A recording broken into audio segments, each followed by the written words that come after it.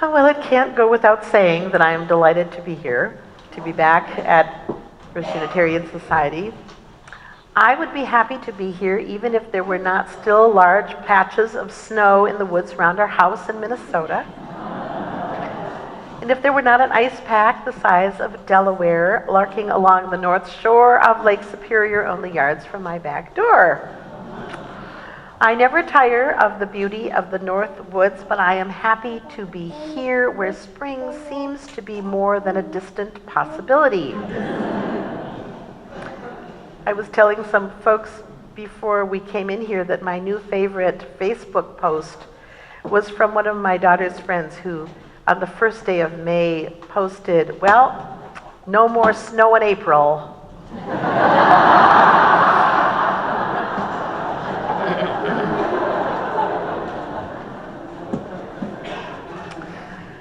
So as many of you know, I have been retired now from my position as associate minister of this congregation for 10 months and 2 days.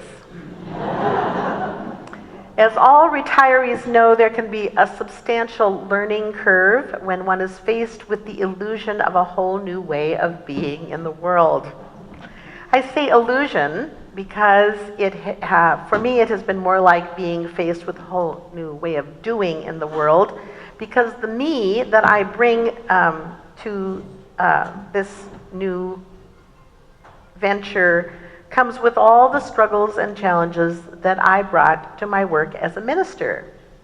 I am, by golly, at core, the very person I am.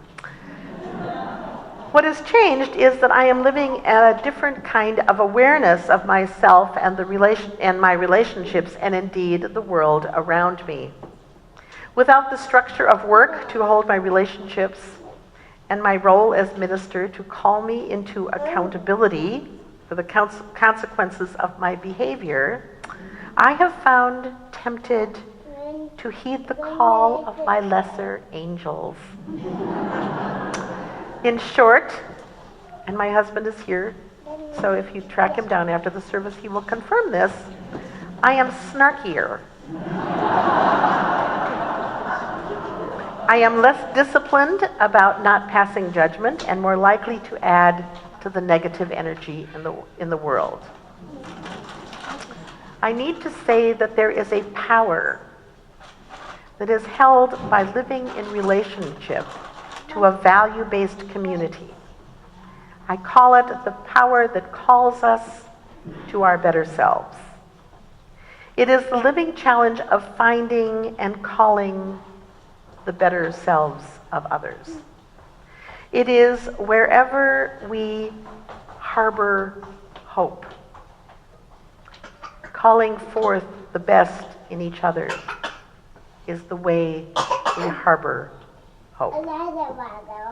In this place where we gather to be stimulated intellectually, be nurtured spiritually, to hear great music, to meet good people, to provide religious education for our children, if that is what we seek, that is what we find here.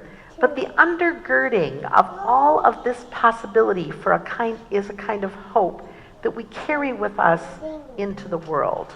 It is the hope that is grounded here in faith in human goodness. So why should this kind of faith be so difficult both to have and then to manifest? Well, the past several months have opened several new platforms in which I can view the shaping of human nature. For example, part of my newly engaged grandmotherhood has been watching animated films with my grandchildren. I have added to the Sundance repertoire that I acquired in my years in Madison classics such as Frozen, Cloudy with a Chance of Meatballs 2, Monsters, Inc., and most recently, The Rise of the Guardians, an animated fantasy in which a brave band, including the Sandman and Santa Claus, the Tooth Fairy, and the Easter Bunny, all led by Jack Frost, who has been ordained by the Man in the Moon to take on the Boogeyman and his nightmares.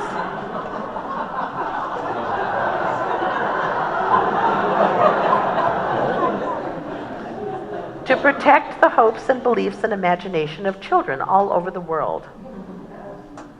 Now, all of these films have essentially the same plot. A good, happy-go-lucky, though sometimes flawed hero or heroine have their otherwise orderly life disturbed by a bad, self-serving, and often dangerous villain who threatens not only the hero, but ultimately the greater good.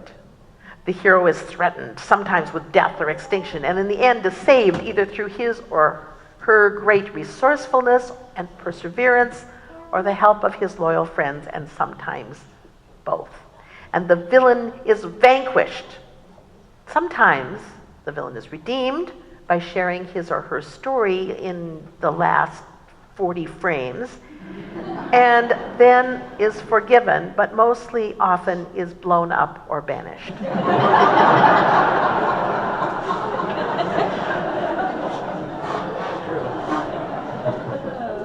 No?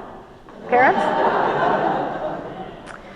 It is a crude version of the hero's journey, famously expressed by the likes of Joseph Campbell and Carl Jung, which has dominated the psyche of the vast majority of human beings throughout recorded history. Now, it has been argued that we need our heroes, and we do. And we do, in the sense that they can help us to see a possibility for the fulfillment of our own potential. But this does not seem to me to be the informing interpretation of the story. Scott LaBarge, in his essay, Why Heroes Are Important, writes, "We largely define our ideals by the heroes we choose, and our ideals, things like courage, honor, and justice, largely define us," he wrote. "Our heroes are symbols for all of the qualities we would like to possess and all of the ambitions we would like to satisfy." Scott T. Allison and George Goethals writes, "Heroes reveal our missing qualities. Heroes educate us about right and wrong. Most fairy tales and children's stories serve the didactic purpose, showing kids the kinds of behaviors that are needed to succeed in life, to better society, and to overcome villainy." And here I will parenthetically say that I am strangely not reassured when my 4-year-old grandson sleeps with his inflatable pirate sword so he can kill the monsters. It is during our youth that we most need good, healthy adult role models, they go on, who demonstrate exemplary behavior. But adults need heroic models as well. Heroes reveal to us the kinds of qualities we need to be in communion with others. They go on. Heroes give us hope. Independent of our own personal well-being, we cannot help but recognize that the world is generally a troubled place, rife with warfare, poverty, famine, and unrest. Heroes are beacons of light amidst this vast darkness. Heroes prove to us that no matter how much suffering there is in the world, there are supremely good people around whom we can count on to do the right thing, even when most other people are not. Heroes bring light into a dark world. Well, these are certainly defensible reasons about why we need heroes, but I am becoming increasingly skeptical about the impact that this cultural focus on heroes is having in the way that we view human potential. Symbols of qualities we would like to possess, but don't.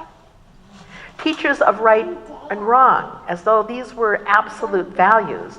Overcoming villainy, as though the villains were a discrete category of people who are just bad. Beacons of light amidst the vast darkness of a troubled world. My growing discomfort with this image of heroes that is so deeply embedded in the human psyche reinforced in the dominant culture and pushed by the prophetic religious traditions, is that it seems to inherently inhibit the full expression of the human potential for creative goodness and justice. There are the heroes capable of great good, and then there's the rest of us. It has many either waiting for a savior, someone with supernatural or at least superpowers to show us the way. It creates categories of good and evil that applies to other people. It causes us to see ourselves as less than able to take on issues and problems because if we feel less than heroic, we do not feel up to the task. We are looking for beacons of light to guide us when it is we who ultimately need to be supplying the candle power. Worst of all, I wonder, if the hero culture does not create the illusion that what we do in any given moment may not matter, and the intentionality with which we decide what to do and how we affirm human goodness, what we do with our one wild and precious life, is less important than reacting to the demand du jour. After all, it is the acts of heroes that really change the world. What I have been wondering lately, see what happens when I get time to think, might the world be like if we stopped playing this story over and over and over again? Can we imagine, for example, that at the Council of Nicaea, in which the founding fathers of the Christian faith decided that Jesus was this is where they decided that Jesus was divine, if they had decided instead that Jesus was a wise and evolved soul who carried the divine spark that lives in each human being, and that the central message of his life and teaching was to nurture that spark of goodness and mercy and forgiveness into every human act and relationship. What if the Christian God had been understood as present in all possibility for creative goodness, including the honoring and respect for many gods, but especially for the gods of goodness and mercy and forgiveness? What if the major strategy for overcoming evil had been overwhelming it with good?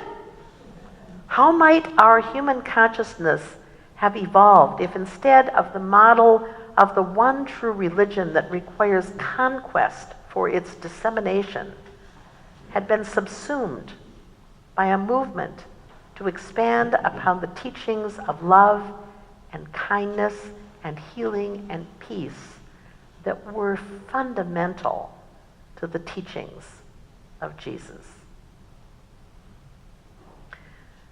Well, no guarantees here, but with the power to but the hero with the power to rise from the dead thing has not, on the whole, worked out very well.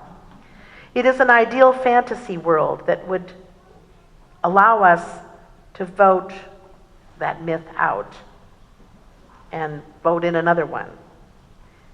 And we might have a chance then to evolve a different kind of consciousness. It is my sense that we as Unitarian Universalists, in our historical opposition to the exclusive divinity of Jesus, yes, it was we who were on the other side of that debate at the Council of Nicaea, might carry the seeds of an alternative myth that we are nurturing as we attempt to generate hope in the ways that we are with one another. We grow out of the Christian tradition, but our grounding in self-inspiring humanity, a commitment not to the next life, but to what might be possible here and now, is the hallmark of what we hold fast. What might it look like? Well, I think there are examples, if we look for them, especially in the popular culture, surprisingly. Odd as it may seem, I stumbled upon such a vision recently when I decided to watch, for no apparent reason, the first season of The West Wing TV series. Now, many of you probably remember this series, born in the mind of Aaron Sorkin. It ran from 1999 to 2006 and portrayed life in the executive branch of the U.S. government. There are no heroes in the traditional sense in the West Wing. There are, however, a group of deeply good people who are trying, sometimes desperately, to live their values, who know their best selves and try to bring those selves to the working of government. They also support the best selves of each other. Okay, I know that this is a television script and is not real life. But Sorkin says of his writing, I like writing romantically and idealistically. I try to balance that with just enough realism so that it feels like whatever romantic ideal is in there, which is somehow attainable. That it's not a cartoon. It's not animated. There's no magic involved. We could really do that. So there is some wish fulfillment. I think maybe it behooves us to ramp up our wish for fulfillment.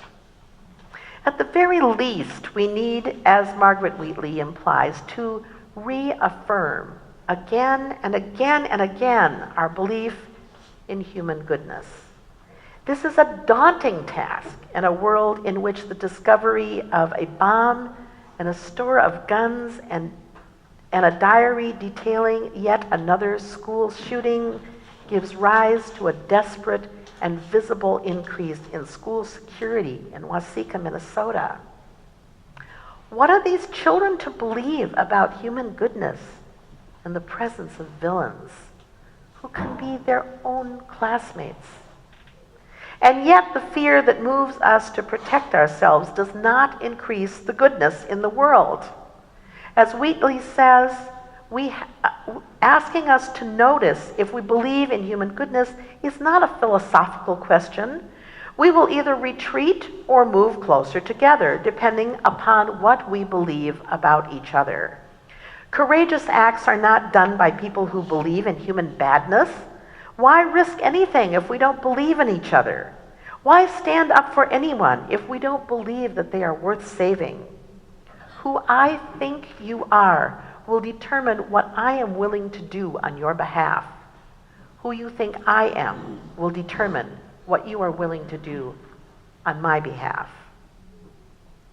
Here in this community, grounded in principle and committed to being a force for good in the world, we need to claim a new story in which, like the children in today's story, we recognize that we want to strike back with our righteous and angry voices, but decide to speak with love. That we want to blame and criticize, and yet we decide to help. We want to abandon the needy because they're too much bother, but we stay and we seek understanding. These are the kinds of heroic acts that matter. We are all heroes here. We are the sources of our own salvation. So do I think we can save humanity? I don't know. As many of you have heard me say, I take strange comfort in believing that the human species is considerably less evolved than we think we are. I also believe that our creative evolution has been considerably impacted by the amount of human resources that we have invested in fighting power with more power.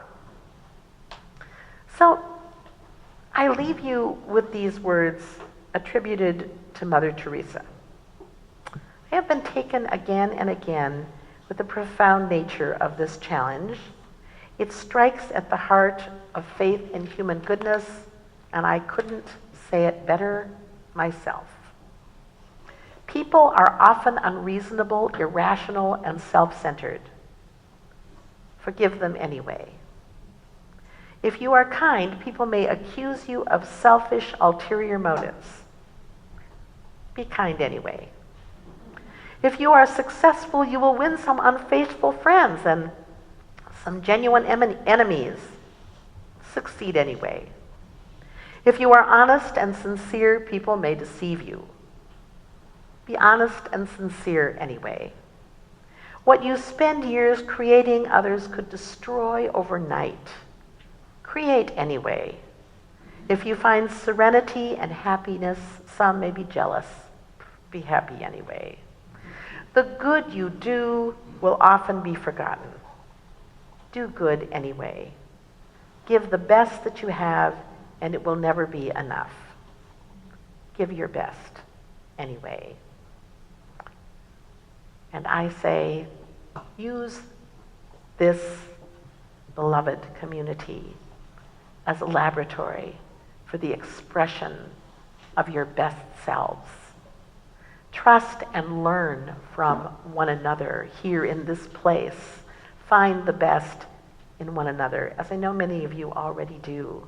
And then carry that out. And maybe there will be a hint of a new story.